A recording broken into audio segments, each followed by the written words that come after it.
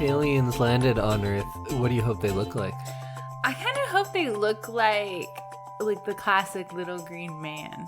Oh no, that's scary. I don't like that. If I get to choose anything, I'd want them to be one of two things. Either they look like animals we know. Uh-huh. They're like all cats. Or like raccoons. Yeah. If it was like a spaceship full of raccoons, I'd be down with that. Okay, yeah. Or they look like food that we know, like pies. Aliens are just pies? Yeah. Like pies with legs? I don't know, whatever. Okay. Maybe faces, and they have like mouths. The crust lifts up, and they're like, "Hey, I'm blueberry." That would be pretty funny. Those would be my picks. Little green men would be too scary. No, I think that would be great. Wouldn't you rather have like a cheeseburger invading? Yeah. Just a bunch of cheeseburgers? Oh, I could go for a cheeseburger right now. And then if they were evil and tried to kill us, we could just eat them up. Yeah, you're right. Okay. Cheeseburgers. Cheeseburgers it is. Invading cheeseburgers. Welcome everyone to another episode of I Love This, You Should Too. We are members of the Alberta Podcast Network, which is locally grown and community supported. My name is Indy Earl Grey T. Randawa, and with me is Samantha I.P.A. Randawa. I almost said Hughes. Randawa. Welcome back to the second episode of Being Married. Yeah, and those are our drinks. Yeah, today. what we are drinking. You know what? Like they're not an official sponsor, but we can give a shout out to SYC Brewing because we love their work. Yes. You like you're drinking a first timer IPA. I am, and you love their Stay Golden blonde. It is one of the best blondes around, I think. Yeah. Both of which were featured at our wedding. Yeah. Did we mention we're married? And that we had a giant beer selection at our wedding. Today we are going to be talking about the 1951 film, The Day the Earth Stood Still. It was my pick because we take turns picking movies that the other hasn't seen, so we're going to talk all about that. But before we get into it, let's thank our first sponsor of the episode. And our first sponsor of the episode today is the Alberta Treasury Branch, and at ATB they make banking work for you. With expert and practical advice in everyday banking and investment planning expertise and management services with ATB Wealth, you can be confident you're making smart choices when it comes to your money. They have a history of doing what's right for their clients, especially when times are tough, because ATB was built to help Albertans. For more information on the Alberta Treasury Branch, visit atb.com. Woohoo! All right, Sam. Let's get into it. I saw The Day the Earth Stood Still probably when I was 17, 18, around then. Okay. I don't think I've seen it again since. Oh. I said I loved it, and I'll go on to say, this is a great movie. I really enjoyed it. But, Samantha, I love this movie. Did you? I liked it. It was good. You know what? I'll take that. On a black and white 50s sci-fi, you liked it, and I think that's pretty good. Yeah, no, I liked it. It was good. It had some fun moments, and it was nice. It was nice. So do you have some opening thoughts? What did you think about this movie overall? What did you like? What didn't you? I thought some of the plot was a little basic. Okay. Like some of the storylines could have been fleshed out a little bit more, like the diamonds and I don't know. I feel like I'm used to longer movies now where there's more time to do little side stories. So I feel like there's a couple places there where if this were a movie made now, it would obviously be very different, but it would be 3 hours long. It would be 3 hours long, but we'd have time to learn about diamond mining in space and that kind of thing and what makes those gems so different. No, I get what you mean, and I feel like there's a lot of things they put out there, and you're like, wait a minute, what about that? Yeah, I want to know more about this. I want to know more about Gork. Is that his name? Gort. Gort. But then, if this movie had a 5-minute explanation of how you give change on a diamond, I'd be like, why the fuck's that in there? I don't care about that. Get back to the main plot. True. I didn't really care about how you give change on a diamond. But I did want to know more about because they take the time to say this gem is unlike anything I've ever seen before. Right. So I'm like, what makes it different? What space diamond versus Earth diamond? Or just where does he come from? Yeah. I kind of like that they left pretty much everything vague. Because if you gave some information, you'd have to flesh out that world a little bit more. But because they gave very little, and it's mostly just about the conflict of him being on Earth on this day, the day the Earth stood still, that I didn't really need that extra information. I like to think about it, but I don't get upset about the movie not telling me more. Yeah, I just could have used a little more. I get it. Yeah, that makes sense. It is I don't want to say superficial because this movie does have some deep meaning, and that's kind of the strength of the movie.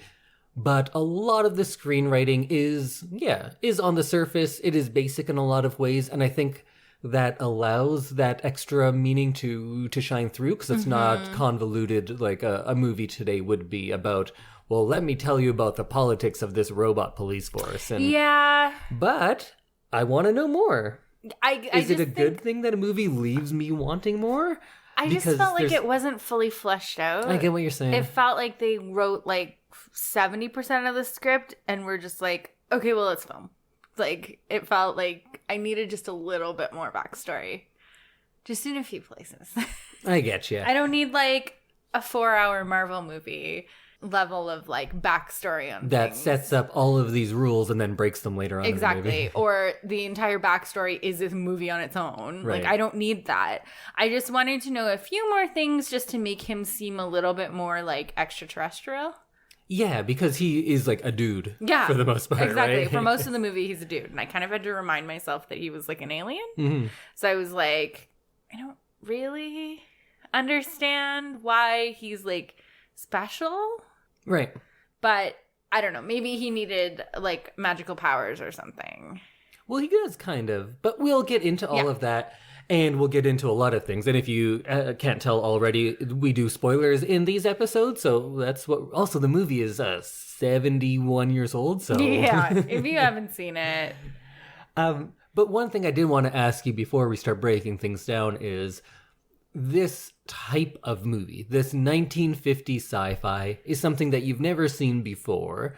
But did you have some kind of idea of what this would look like? Yeah, I thought there might be a little bit more like, I say it in quotes, but like special effects. Yeah, that's true. I thought there would be a little bit more of that, a little bit more like of that like classic blasting gun noise. Yeah, absolutely. And I thought there might be just like a few more aliens in this. Yeah. Well, I'm going to give a little bit of context for a few things, and then we can get into kind of the heart of the discussion. Awesome. So first, as a science fiction movie, I think this movie is pretty special because it was one of the first sci-fi movies that tried to be sci-fi but aimed at adults. Okay. Because there were a lot of sci-fi movies before then. You could argue the first film, like movie, was a sci-fi movie in Journey to the Moon? Trip to the Moon? The Méliès movie? Whatever it's called. It's in French. Okay. Yeah, that sounds like it would be a sci-fi movie. Yeah, and that is from the 1910s. Oh, okay. So sci-fi has been around as long as filmmaking has been around, but for the most part, it was your Buck Rogers type things and adventures for kids, and I think this movie was really important. I don't think we would have Star Trek or Star Wars if this hadn't paved the way, saying that you can be serious and sci-fi. Yeah, okay. And a lot of it isn't terribly serious, or it's kind of hard to take seriously because we associate these sound effects, these flying saucers with kind of like silly things, B movies. Sure. And this isn't a big budget movie, but it's not like a super low budget B movie either. It's kind of in the middle, but it's trying to do something serious, which I think is kind of important. And I think a lot of this movie seems like a cliche. The music, the spaceman in the helmet, calling him a spaceman. Yeah. The take me to your leader, the robot, the flying saucer. But this movie is much more of a pioneer. It made those cliches. Right. Because I think there were, of course, flying saucers in the past, but this design is iconic and was emulated in a lot of movies. That's the classic flying saucer. Yeah. Yeah. This is where it comes from. Theremins were used in movies before. I think the first use might have been in, what's it called? The drunk one? Lost Weekend. Okay. Which is 45 1945. It's been a long time since film class. Oh, wow. 1945 maybe, but this type of sound and its association with sci-fi comes from here as well.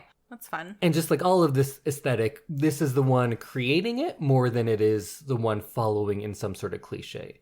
So it's a really important movie in that way, but it's weird because I've shown you a few movies where I say like, no, this isn't cliche, this made it. But this is creating something that has since come and gone. Right. Like it already, it's old, right? Mm-hmm. And the idea of this type of sci-fi is something we don't really see so much anymore. It was kind of neat to see, like when we watched, what was the last one that we did? Step Up 3D. No, I mean the last, like genre movie. Well, I guess I did some horror not too long ago. Or do you have something, is it an older movie? Yeah, the last older movie that we did. Oh, like some film noir, Double Indemnity? Yes, Double Indemnity. So there were definitely some things that I recognized from like newer movies that kind of stood out. Yes. So that was kind of neat to be able to do that again. And although this, of course, not a film noir, it is not far from that time. So we do get some of those aesthetic choices, like when they're in the ship and you see the shadows cast on them that came through the grating and things like that, which is then, once we do Alien and Aliens, that's very present in there as well. Yeah. So things from this movie are taken. I don't think a Star Trek the series would exist as it is without this movie. Okay, this idea of these utopias on other places, but then there's like a dark side to it. That's such a part of Star Trek, both the series and the movies. And I think this is the pioneer for all of that. Huh, that's crazy. It was based on a short story. The short story has very little to do with what this is, so I'm not even going to talk about it. It's called Farewell to the Master, I think. It's all right. It's fine. Huh, it's 40s sci-fi, and it's kind of fun, but it's very, very different from this, so it's pretty much has nothing to do with it. Okay. And then context-wise, we should just set up when this came out. It was in 1951, so this is post-World War II America, and kind of the height of American exceptionalism. The we are special, we have done this, and no one can stop us. Wow. That's kind of the thinking.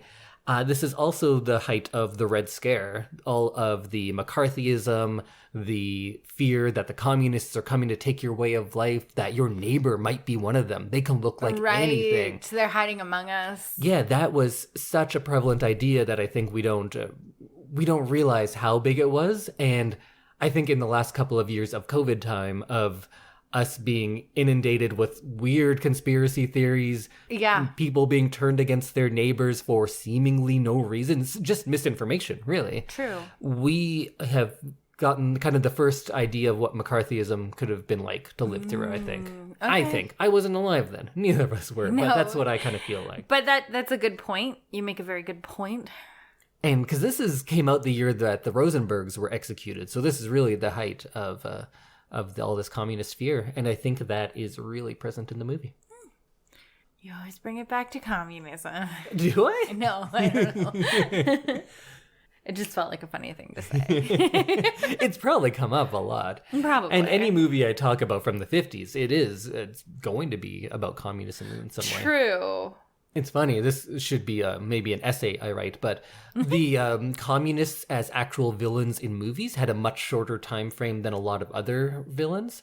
Like, we go back to Arabs a lot more. Just any other, like, dark-skinned foreign person will go back to that way more than we do the Russians. Right. The Russians did have a resurgence in the 80s as villains in movies, but they were more symbolic a lot of the times. They are the villains in sci-fi movies when there's no actual humans. It's kind of an allegory for the communist threat. But I did write a paper once about the changing face of the villain in American cinema. And you'd think as much as they hated the Russians for so long, they would be a bigger threat. But you have your Rocky and whatnot, but it's not nearly as much as you'd think for the amount of time they hated them. And same with the Nazis. They got over hating the Nazis in film much quicker. But then again, Americans kind of got over hating Nazis because right now they kind of love them. Yeah, it's true. But You know what? That's a different paper for a different day. So let's get back on track, because I will just talk about that for a long time. I love it. I apologize out there, everyone. Let's talk about The Day the Earth Stood Still. Perfect. It's a movie. It is. And we watched it. The end. Have you seen many sci-fi movies that are more modern? I don't know that, like, Guardians of the Galaxy counts. Because at this point, Marvel is kind of its own genre. Yeah. Did you see, like, Independence Day? No. Really? Oh, I thought that was a pretty big one, but I guess that's already 22 years old as well. Wow. And that goes back to a time when I wasn't really watching much other than Bring It On. Right. And Bride Wars. Because I want to talk a little bit about the difference between this movie and other sci-fi movies. When I talk about sci-fi, what do you think of? What kinds of movies do you like sci-fi? I think it's an interesting concept. I think I saw the Star Trek movie with, like, the newer reboot. Was, like, Chris Pine in it? Okay, sure, yeah. Yeah, okay, so that's definitely the like, years of Star Trek that I know. Okay. So that is kind of what I've seen. I think, is there, like, an Aliens movie with Jodie Foster in it? Contact? Yes. Yeah. I saw Contact. And we watched Arrival together as well. Yes. And what's the one where there's, like, the cornfield and aliens? Oh, I think you're talking about Signs. Yes, I saw Signs. Okay. That's an interesting selection, I think. Both Contact and Arrival I like because they're grand. I really liked Arrival. I have to rewatch Contact. But I think what I liked about this movie, like I was saying, it was one of the first sci-fis trying to take itself seriously. But what was so different about this, and maybe a lot of the ones that you've seen, is that in most of the movies, especially all of the movies of this time, aliens come and they start attacking.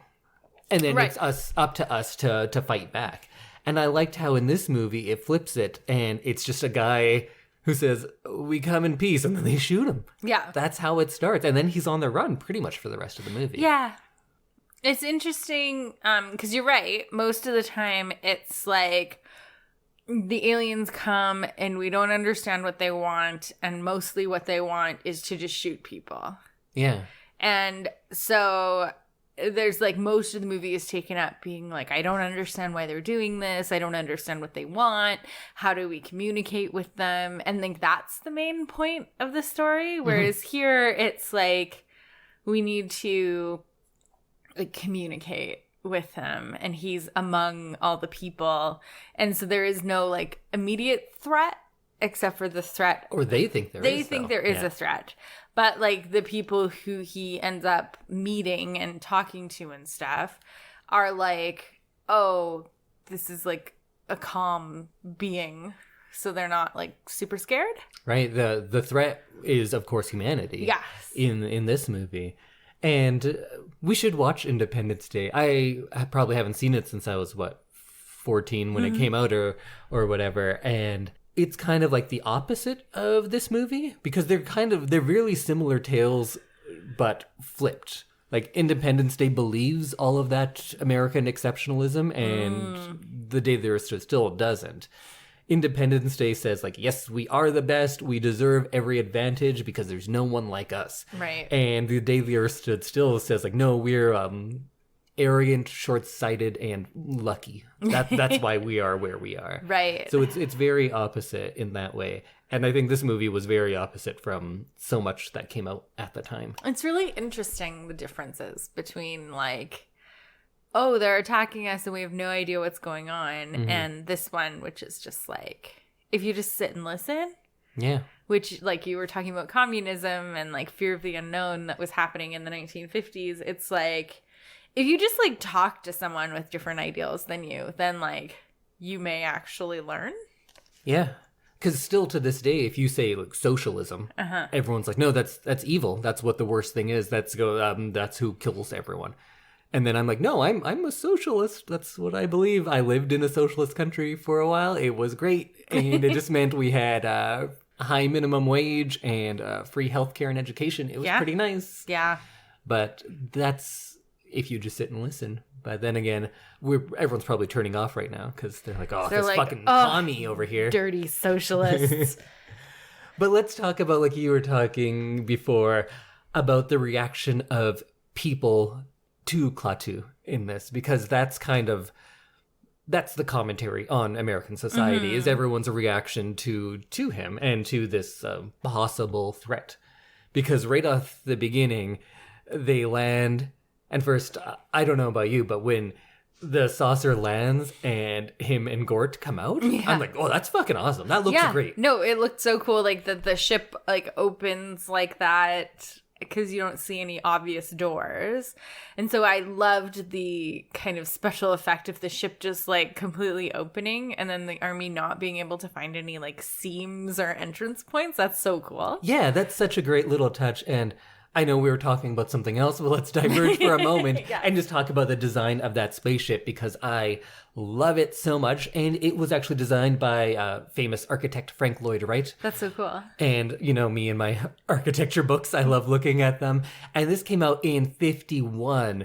So that was a real transitionary period for Frank Lloyd Wright, going from like rounded stuff that he had earlier into more angular? Yeah, I'd say so. And if you look at the outside of the spaceship, you're like, oh yeah, that's all of his old stuff. And then you look at the inside, and it looked very much kind of like the Guggenheim edition that he did. Yeah. It reminded me of that a lot. I've been to the Guggenheim. I feel so proud. Yeah. Yeah, it totally did. So I think it's like an important movie architecturally too, because we get a little bit of history of Frank Lloyd Wright's transition period. It's very cool to see that. But then again, I'm like astronomy. I'm a very casual architect fan, so I may be very wrong in saying all of that, but that's what I think. So back to those reactions. He says we come in peace, and then they shoot him because, yeah, of course. Yeah. And then he says, we have information concerning the existence of humanity. Get all of your world leaders together. And everyone's like, nah. First of all, the secretary guy's like, nah, they wouldn't be into it. And then it turns out like, yeah, they're not into it. Yeah.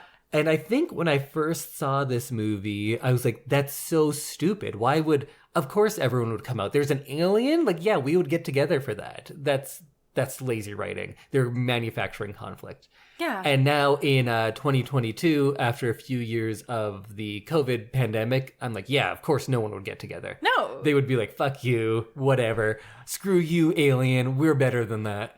And I think that's what would happen now. They're just trying to foist their alien ideals on us. Yeah. Or they would go like, no, that's just like a ploy by the Americans so they can do whatever. We wouldn't trust it, and it wouldn't go over well, which is like real sad to realize. So sad. This whole thing has made me very sad, pandemic-wise. But, yeah. I mean, here we are. Here we are. Let's talk about aliens. Well, we're not going to, though, because this movie is just a mirror of 1950s America. And what is sad and painful is that if this movie came out today, I would say it's too heavy-handed for making fun of us over the last couple of years. Fair. But it came out 71 years ago. Which is sad, and the old saying, history repeats itself, is very true, because, whoa, is history repeating itself. Yeah. Now I'm sad. This episode has made me very sad. And I think this movie, like, if you think about it, will make you sad, because I think ultimately ends on a hopeful note, because you think people are going to get it together. Yeah. So I think the movie isn't, but watching it now, knowing that we've had 72 years or whatever it is, and we're not any better, that's sad. That is sad. We're just real dumb. Ugh. But stupid humans. We really are. I like that scene where he comes into that boarding house and they're talking about, oh, in the spaceman, nobody's seen his face, and then he walks in and he's all shadowy. Yeah. That was on a the good nose, entrance. But cool. That was a very good entrance. Yeah. Of just like, he appears as that line happens. And then when they're all sitting around talking about the spaceman, one lady's like, oh, he's not from space. We know where he's from. And that means, of course, that he's Russian, and he's just a Russian spy. Right. And again, when I watched this movie, years ago, I thought, like, were people actually that stupid that they would think an alien spacecraft is just Russians? But now we have a virus that kills people, and people legitimately believe that Bill Gates is working with phone companies to put 5G and control you? Yeah, there's microchips, so then you'll be able There's microchips in the vaccine, right? Which work with 5G. Yeah. To make you a government puppet. Yeah, so now that lady believing it's a Russian spy seems downright plausible compared to what people I meet on the street believe. 100%. So I literally just like word jumbled that whole thing, that whole like sentence of like 5G and towers, and it's just that's like how the logic is. You know those like word clouds? Mm-hmm. That's basically what I just did. I think that's what they do. I think there's a few I'm quoting news sources that's what they do as well. True. And then somebody else at the table says like, oh, he wants something. Like, you don't come to a place without wanting to take something. And then my thought was like, what? Of course you do. I do that all the time. Yeah. And then I realized that these are all white Americans, and everything in their lives has been like, yeah, we go somewhere and we take it over. So why would they do any differently? Yeah.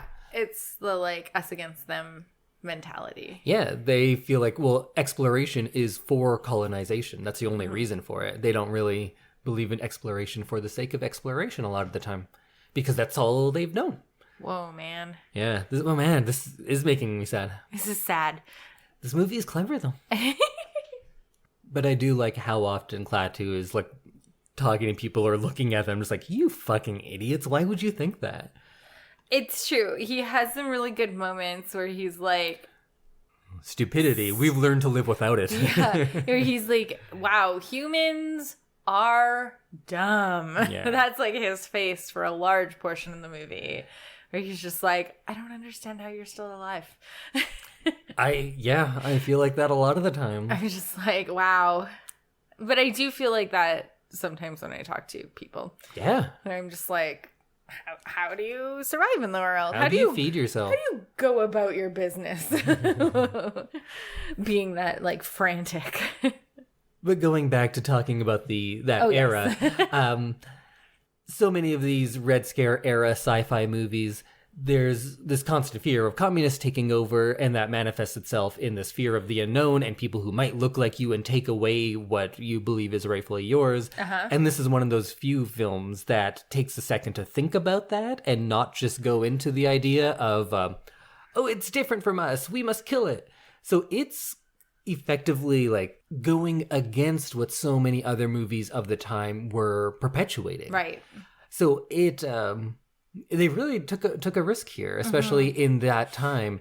And because of that, they did have censors on set all the time, because they kept saying that this was socialist propaganda. Oh yeah. Because the propaganda is we should get along. And to a lot of people, that is propaganda. Dirty socialists. Right? Go back to our Bob Marley episode. Yeah. People tried to kill him because he said we should love everyone. But what does he want? Much like a certain carpenter we might talk about later. Oh, interesting. Do you see all the Jesus stuff? Yeah, I do. Yeah, it's heavy in this one, but we'll get there. I figured you'd bring it up first before I brought it up. Yeah. So like I was saying, they had censors constantly like watching them so that they weren't a bunch of communists. Right. And the one thing that they did make them change, though, is very Jesus-y as well. When he is resurrected, they made them put in the line, only the Almighty Spirit has the power to give life. They forced that line in there because it seemed anti-Christian to have him be resurrected without giving thanks to God. Oh my God. Yeah, exactly. No, that's you would have fit in. That oh my God. Sucks. I hate it. I hate it so much. Censorship at this time was a lot of fun. And right through the 40s too, all that Hays Code stuff. We'll get there eventually. We're getting into the era of filmmaking where I actually studied in school. Because all the other stuff is just stuff I like. Right. But 1919 through like 1951 era, that's what I studied the most of. So I know a lot of the production stuff at that time. And I think when we watched the trailer, you mentioned that, like, is that alien just some guy? Yeah. That was like, I wish he looked a little bit more alien, but then I guess the story wouldn't work. But Yeah. it just like forever throughout the movie, it was just like, oh, right, he's an alien. He's not from Earth. He's an alien. And I had to just keep like reminding myself of that because it wasn't obvious. And I think probably a lot of it is budget and technology. You can't have him look like an alien. You can't do a lot of weird makeup things. They just weren't able to do that at the time. But I think it's also a Cold War thing. I think the idea that anyone could be an evil alien slash communist was like a big part of things at the time. And the idea that they could walk among us and want to take away our way of life, that was really prevalent. So I think it is a deliberate choice to make him look like just anyone. Right. Fair. Like communists can be anyone. Yeah, because I think the idea of alien was a lot more ideological than physical at this time. Right. Because this was even when we were like, oh yeah, we're not even worrying about, killing black people like we usually are. Yeah. Although still. That.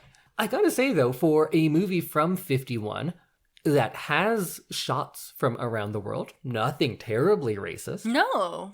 And there was a relatively strong female presence in it as well. Yes, I was impressed. Well, single character, not like a lot of representation, but one good one. One out of like, the 5 main characters. That's true, yeah. But still, there were women, and they weren't shown as like non-beings. Yeah, and she, for the most part, could get shit done. Yeah, I liked her. Yeah, she was good.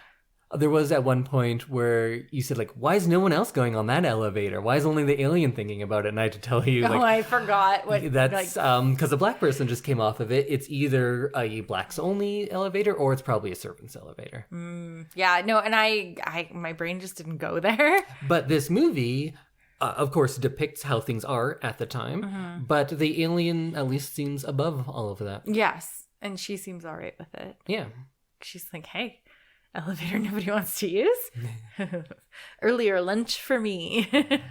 And the shots they did have in like Calcutta or whatever wasn't horribly racist. No, I was impressed with that. Because today things are like, we were watching Superstore, the TV show the other day, and they're like, oh, and now let's cut to our store in India. And for some reason it's like an outdoor market, or it's lit like it's so hot, but it's a superstore. It's a supermarket. It should be like, it would look exactly the same. It's literally, they would like have Walmart's produce all over the world. Like they look exactly the same. And during that beginning sequence as well, most of those newscasters were actual people of the time, so it led to some sort of gravity and like truthfulness to it. True. Oh, you recognize them? What? Did you hear what I said? I got lost halfway through. But you agree, so that's good. Yeah, I agree with you. Okay.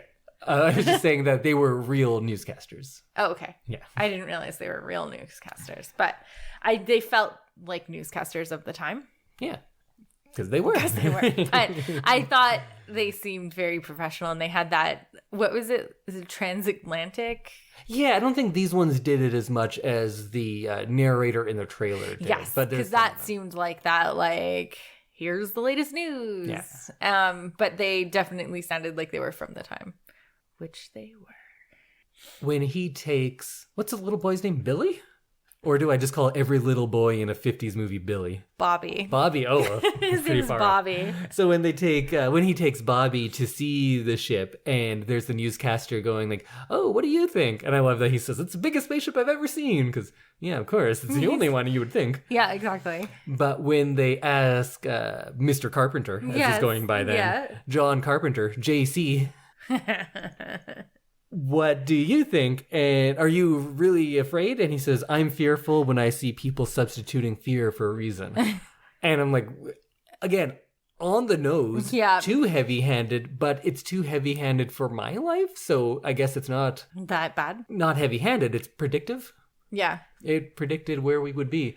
Or I guess we just haven't changed in the 50 70 years. I don't think we've changed. Yeah. I think That's like when everyone says, like, man, Simpsons predicted this. And it's like, no, Simpsons didn't predict anything. They satirized what was wrong with their world, and we just haven't learned in 30 years. Yeah.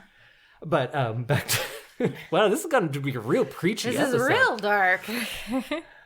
But I love that he says that, and I love that the reaction from the newscaster, the reporter, is like, oh, that's enough out of you, and he just moves away. Yeah. This is like, fuck you, buddy. It's like, oh, here's some other people.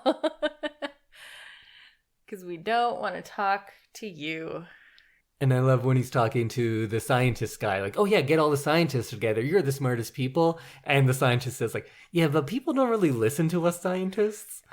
Which at the time I first saw this is like, why wouldn't they listen to the scientists? The 50s were crazy. And now, yeah, we don't listen to scientists. Too close to home. Way too close to home right now. Yeah, I saw that and I had a little like shiver of like, yeah. Still. Yep. Rough. And then the boyfriend guy, when he's going to sell out Klaatu, he said, I don't care about the rest of the world. I want my name in the paper. Yeah. Which, again, yeah, that's how people are. And they still are. And he's like, oh, and I'll get a promotion and I'll be like big time in my job. And it's not what you want to marry. And she's like, no. And then in the end, when they find him, they just straight shoot him in the back when he's running away. Which is wild to me. Yeah. That's how, like, this... You think of this fun, crazy sci-fi movie with a big robot, and it is harsh and dark. It is harsh and dark. And you get to really see, like, the worst parts of humanity at this point. This is a sad episode, I think. Yeah, this is a surprisingly sad movie when the more you think about it. Yeah. So we see all these bad parts of humanity. But his goal is, before he judges us, kind of, and this is a thing that they do on a lot of sci-fi movies and a lot of episodes of Star Trek, where he wants to go amongst the people and learn from them and gain some knowledge. Right. Figure out, like, how and why and who. Yeah, so he meets mostly Bobby and his mom. Do you think... Helen. I never knew what her name was. I know the actress, but not her. Do you think he changes? I don't know that he changes, but I think that he finds people he can, like, be around. Or, like, understands how to be with those people. Whereas with the rest of the world, I don't think he really understands how he could, like, be among them. Mm-hmm. Whereas with them, he's, like, able to kind of let his guard down a little bit. I think he does change. I just don't think it's drastic, and I don't think it's how it would be if that movie were made today. Mm-hmm. Because I think if the movie were made today, he would absolutely fall in love. Yes. Or he would be like, oh, now I see the beauty of humanity. You people are beautiful. Right. That's not what happens here. He meets two people that he can stand. Yeah. And he gets to see kind of the innocence from Bobby. But where Bobby takes him... He also takes him to the cemetery and says that all these people were killed in wars. Yeah. So it's not like Bobby is just a straight campaigner for the side of humanity is good, please save us. Bobby is kind of... He's like Klaatu. He's innocent. He's looking at everything with open eyes. And I like when Klaatu says... oh, we don't have wars. We've gotten rid of those long ago. And Bobby goes, oh, that's a good idea. I love that. Some of Bobby's little lines are hilarious and so like a child, very idealistic. And it's the filmmaker's way of like putting that in there. Like, it is a good idea. We could do that. Yeah. Like, it's an option. Yeah. But I think he does change because at the beginning, when he's talking to that... whoever the government liaison he's talking to is. And that guy seems like a good guy. Yeah. He's a nice guy. He has things together. And he's saying, like, not that, oh, we're going to kill you, you terrible alien. What are you, a communist? He's saying, we want to help you. We want to work with you. But these are the restraints us humans are under just because, like, we're not where you are. Yeah. And he realizes that. And he's a smart guy. But he's met with, like, the lines about we've gotten rid of that kind of stupidity. Right. We don't have the patience for it. Yeah. But as Klaatu meets Bobby mostly as on a personal level, he talks to him much more kindly and I think has a much more kind disposition because of that. Yes. I don't think his ultimate message changes, but I think at the beginning he's kind of like this Old Testament God. He's going to be like, you need to get in line or we will smite you. Yeah. That's how it is, and I can do it. Do you see Gort? Do you see that guy? I can do whatever I want. Yeah. He kind of has more arrogance at the beginning, I'd say. True. Not a lot, but he comes off like a bit of a dick a lot of the time. Mm-hmm. But he's right to be a dick because we're the fucking worst. It's very true. But as he goes through his time with Bobby, he goes from Old Testament God to a Jesus figure. Right. And I guess we can talk about that now. Should we just get all out in one sentence? Yeah, because do it's it. pretty clear. He arrives. He takes the name John Carpenter. Jesus was a carpenter. His initials are also JC now. He dies when the government in power turns against him despite his message of peace. He has a message that people that are in power can't understand, but he's well-meaning but not understood. He's a friend to children and treats everyone similarly. And people see this as a threat to their way of life. Then he is killed by that government. He is then resurrected and ascends to heaven. He's Space Jesus. He is Space Jesus. Yeah. Which is where people think heaven is anyway, so. In space? Yeah. Out there. Do people who believe in a literal heaven, do they believe it's like a literal place? Well, I think it's like above. But it's like your soul goes there. You can't just like take a spaceship, can you? No, but I think that's where they assume it is like. Well, we do talk about above and beyond below. the earth, and like I always kind of assumed it was space. So but that was me as a child being taken to church, so I could be wrong. Do they believe hell is like literally underground? Yes. That we could get there? Could we dig there? No. But we that's could dig. Never brought up. It's just below. So like the fiery center of the earth would be what hell is like. Huh. And I don't mean this to disparage anything, but if you believe in a literal hell and heaven, please let me know if you think that it's an actual place to get to, whether hell, you can physically get there below. I don't think so. I think it's like your soul goes there. But I'm not a heaven hell guy, so I'm not entirely sure. Yeah, and I only did religion when I was very young, so I feel like I'm not the right person to speak on this either. And so many of our images of heaven and hell came along like in the 1900s. The whole clouds and harps and stuff, I think that's just from Three Stooges skits. And hell, that's just Hieronymus Bosch. He invented what hell looks like, the painter, and he had very cool paintings. But I don't think they looked like that before. And angels are relatively new too, because I was showing you the other day what angels look like as described in the Bible. They're just feathers with thousands of eyes, essentially. It's just terrifying. They're very scary looking. Yeah. I definitely think that this is something that I'd like to hear from like a person who like does religion. Who does religion? Is that what you call it? A Christian. Who bees religious. Yeah, who bees religious? If you be religious, let us know. I'm curious. I like learning about I want to that learn. stuff. I want to know. Oh, one thing I didn't mention, if we want to completely change topic now, how would you like the score?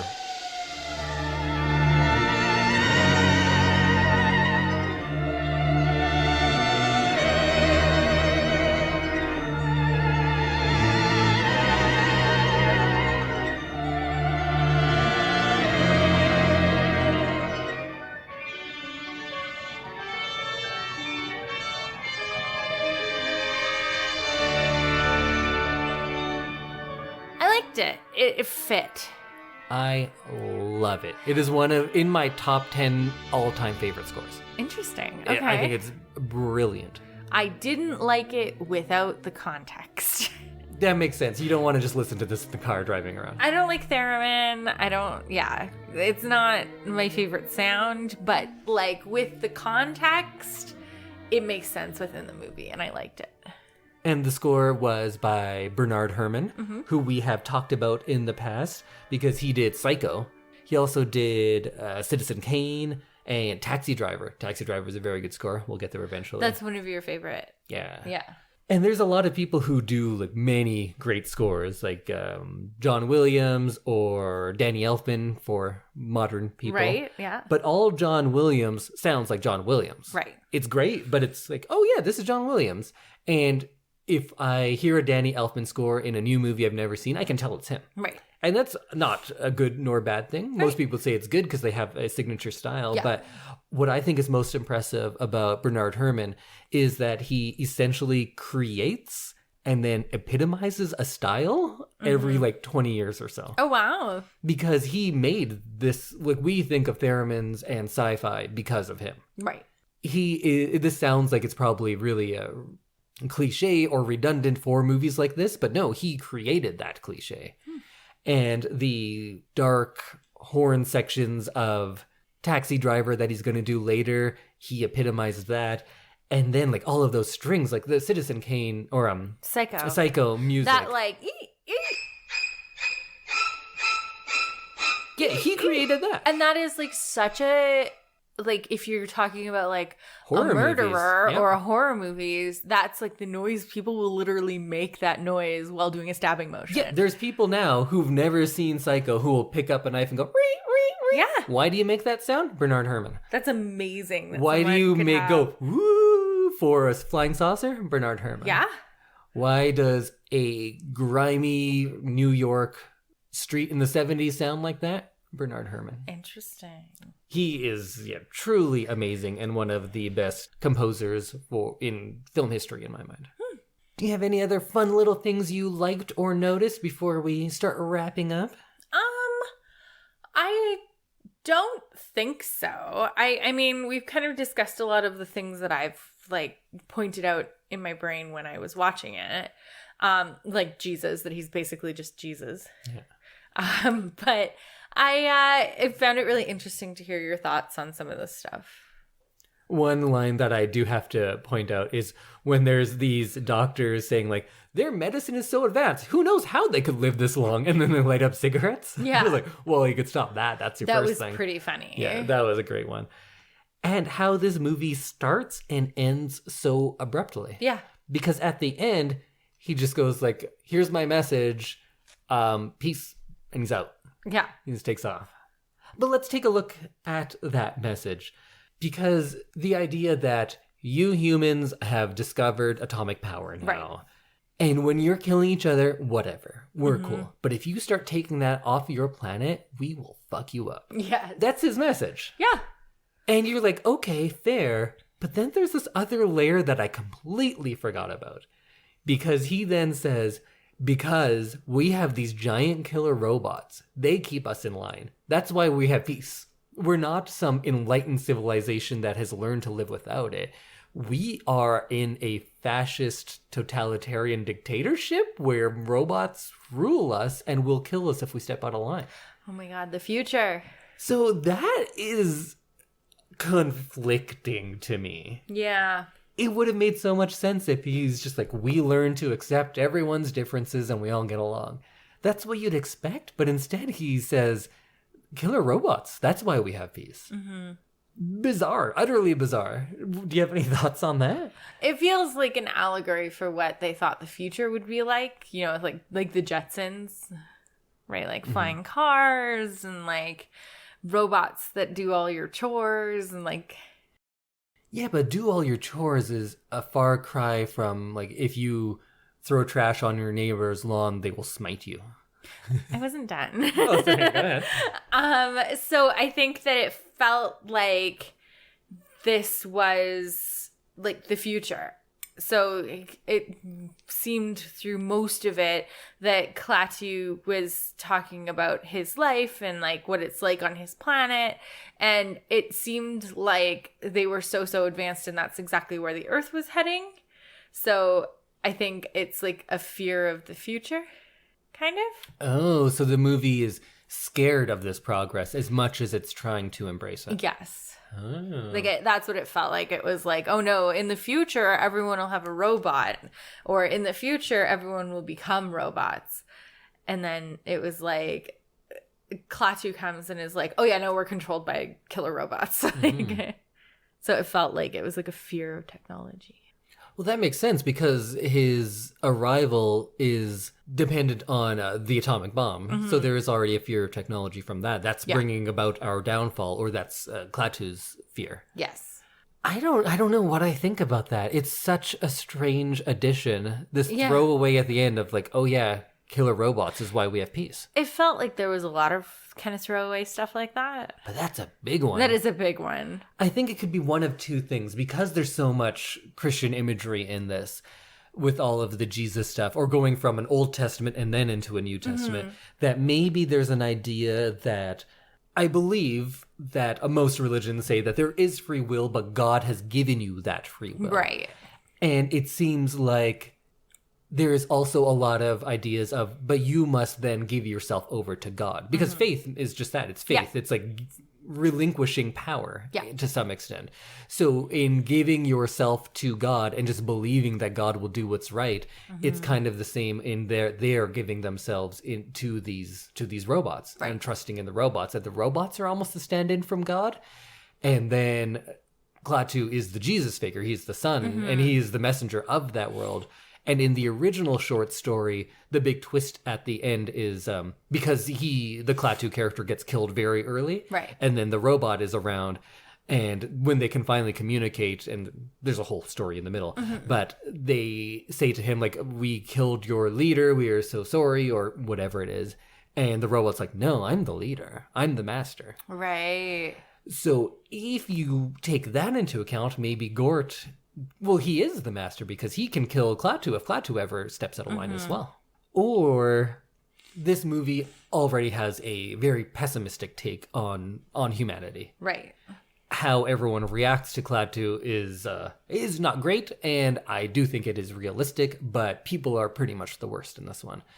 So maybe the writers keep that going, and they just can't imagine a world where people are good just for the sake of being good. And they say that, look at us now. The only way we are going to behave well is if we are made to behave well. And then that's where the killer robots come from. True. Yeah. Grim. This is a grim episode. I don't like the parallels we're drawing between just like life on Earth. Yeah. This movie did win a special, I think it was a Golden Globe Award for the movie that most like perpetuates international peace or world understanding or something like that. They made a special award for that to give to this movie, which is fun. That's fun. Another fun thing, the Klaatu Barada Nikto is maybe the most quoted thing that appears in other movies. Oh, really? Like it's in Army of Darkness, maybe most famously. The lines are used in everything from Star Wars to just, it's all over the place. And now that you know it, you might get that, oh, we talked about it a while ago, that effect where you learn something and then you hear it everywhere. Yeah. Oh, now I forget what it's called. Anyways, that might happen. If aliens came today and gave us this warning, do you think we would heed it? No. I think we'd go into like defense mode and be like, you don't know what you're talking about. I think we would say like, oh, okay. Meanwhile, half the world would be like, no, this is a conspiracy. That's not real. Exactly. And then they would, I don't know, end up killing Muslim people because they blame them. Yeah. That would happen. And then the governments who did meet with the alien and believe the alien would be like, oh, sure. And then they would just try to invent weapons to kill that same alien. Yeah. That's probably what would happen. Probably. Because we kind of suck. We do suck. We suck so bad. All right. Well, that seems like a good place to end things. We suck so bad. Come on, humanity. Get it together. Get it together. We got preachy. We're maybe preachier than this movie was. Wow. But we're preaching about the movie, so it's justified. Yeah. So our second sponsor of the episode is Park Power, which is owned by Chris Kozowski, who has a growing and well-deserved reputation for being a guy who cares. If you're in the Edmonton area, you may have seen him around town in his signature bow tie, sporting local causes and boosting local businesses. He walks that talk with his business, and that's why Park Power shares its profit with local charities. As a new customer, you can choose a community partner to receive 10% of the proceeds from your electricity bill, like the CKUA Radio Network, Boys and Girls Club of Strathcona County, Festival Place Cultural Arts Foundation. And if you would like to know more about switching your providers to Park Power, you can visit parkpower.ca/CKUA to find out more. I bet he would listen to Klaatu. I'm sure he would. There you go. Well, that was a preachy episode. Yeah, it was. But it was a fun movie, and it was something different. And did you like just the idea of watching something very different than what you're used to? Yeah, it was nice. It was fun. It was fun to get into. It was fun because it wasn't another Step Up movie. Not that those aren't fun, but like it was a nice change of pace. Yeah, we'll do more of those, I think. Maybe not 50 sci-fi, but not for a while at least. All right, well, we're pretty much done preaching at you for today, but join us again next week where we will each have a spoiler-free review, not a big in-depth discussion, for our Things of the Week. And Samantha will let us know what we're watching for the big watch the week after. Dun, dun, dun. I hope it's more dancing. We'll see. If you're not familiar, go back and listen. We've been doing some step-up movies for Sam's Picks, and they've all been pretty fun. So many step-ups. They just keep stepping up. So many more to go. And we still have not stepped up all the way up. Wow, it's a big staircase. Okay, we'll see you next week. Bye. Bye, everyone.